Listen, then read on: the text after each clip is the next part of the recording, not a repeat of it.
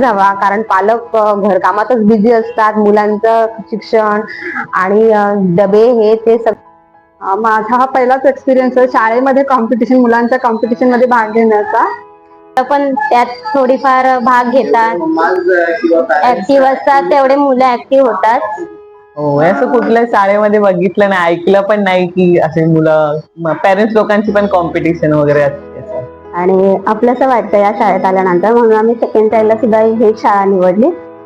माझी पहिली मुलगी, पहिली शाळा, ते जे काही आलं 2 तासांसाठी, ते that was really a meditation for me. आज ऐसा फील हुआ की आज मैं भी स्कूल में बैठ के कलर कर रही हूँ. त्याच्यासाठी स्पेशली असं काहीतरी आयोजन करून त्याच्यासाठी म्हणजे वेळ देणं हे खूप वेदमास्टर्सचं खूप एकदम थँकफुल आहे मी त्याची. आमची कलाकृती इथे सादर करण्यात आली त्याबद्दल खूप मनापासून धन्यवाद. मुलांनी आर्टकडे बघितलं पाहिजे चांगल्या दृष्टीने, कारण आर्ट तुमच्या लाईफमध्ये वेगवेगळे रंग घेऊन येतो आणि हा रंग तुमच्या आयुष्यामध्ये कुठल्या तरी वेगळ्या वळणावर तुम्हाला घेऊन जाऊ शकतो.